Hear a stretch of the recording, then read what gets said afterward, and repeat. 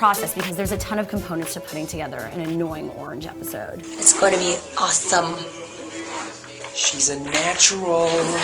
And action. Wow, I've never interviewed an orange before. Wow, I've never interviewed an orange before. Perfect. Yeah, is that it? You got it? Yep, that was excellent. Yes. Basically, it first starts out with me contacting the actors. Usually, I send out the script and they shoot all of their stuff independently, unless I'm shooting stuff with like Bobby and Kevin or whatever. But usually they can just use their own camera equipment, their own mics and stuff like that. They shoot them themselves. They shoot just their mouths and one of their eyes.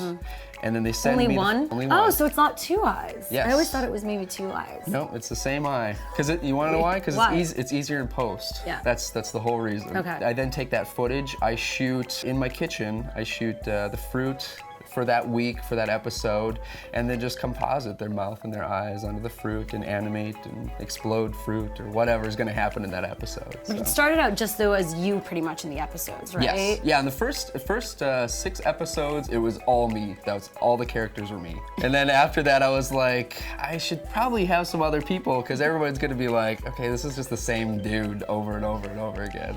But is there a way that you need to do the voice or like the eyes because they're so expressive even though it's on, you know, the fruit? It's actually all acting with that particular, like with your mouth or your eyes. Because that's the trick. When you sit down and you shoot these, you can't move your head. The thing is just remember, like I was saying, you know, just try not to move your head when you say it. Just try and you move your mouth. Okay. It's tough because if you move your head, Which might be a problem for me because I bump my head a lot. Well, it makes it really hard to actually composite the mouth and the eyes onto the fruit. So it's all in the mouth and the eyes, and you have to be very expressive and just use like your eye muscles and. It's true. That's a skill. Yeah, it is. It takes a little bit to learning, not of, you know, because usually when you act, it's totally natural to move your head, to move your hands, and move around. But with this, you don't want to move. You have the background in the kitchen with the fruits. You have the video of all the characters. Then you go into edit. Yes. And what's that process? That's the most time-intensive process. Yeah. Because the actual filming literally takes maybe a couple hours. It's sitting down and importing all the footage into After Effects, stabilizing all the footage, which basically that's if you move your head around, I have to then stabilize the footage so then your mouth doesn't move around. And then, you know, basically cut out the mouth, cut out the eyes, put it on the fruit and, you know, color correct the skin, make sure it's the same color as the fruit. It's like I said, it's a time-intensive process. And you do this once a week. So what was the decision of in terms of the amount of times you post an episode, the timing of the week? What went into that? Basically, well, it first started out as an episode once every 2 or 3 weeks. But YouTube has kind of changed in that to be able to succeed, you really have to have a schedule. You know, you look at like Mystery Guitar Man who does 2 episodes a week. You look at Day Storm, he does the same kind of thing. Shane, everybody, you know, you have to have a consistent schedule. So that very much came into play there. You know, we figured, hey, I gotta have at least an episode a week. And to do more than that is very hard for, you know, what I'm doing because there's a lot of animation and special effects involved. So it's kind of like Freddie Wong, because Freddie does a lot of special effects and he does 1 episode a week. And what about why Friday? I like Fridays as kind of the day to upload because, you know, it's the end of the week. You're so tired of school, you're so tired of work, you just get done, you want to have a laugh before, you know, you get going with the Friday night party, you get, you know, relaxing on the weekend. Let's talk about how you engage with your community and how you keep that conversation going. A lot of that is through Facebook, Twitter. Every day I you know, Orange, he Not updates. Dane. No, I don't do it. It's all orange. It doesn't lands. Yes, he uses his tongue. That's how he types.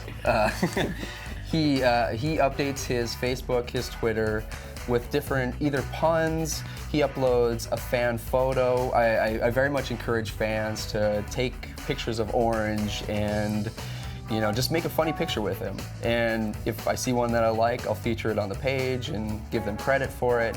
It's kind of become the standard on YouTube to ask the community questions and get them engaged, but there's also that with the videos on The Annoying Orange, just asking them a silly question at the end of the video to, you know, get everybody engaged and talking and stuff like that. Didn't you have one photo contest where you asked people to send a photo and it was like crazy amount of photos were sent in. Crazy. It was a week where I didn't have a video to upload, but fans get a little upset if I don't upload a video every Friday, which, understandable, So, I came up with this idea like, hey, let's have a photo contest. Just take an orange picture, make a funny picture with it. And I said, upload it to the Facebook fan page, and within 6 hours of releasing the video, there had been 25,000 submissions. Which is crazy, but that also ended up being the limit of how many pictures you can upload to Facebook. You broke Facebook. I broke Facebook. Orange broke Facebook. Holy. It's Orange's fault.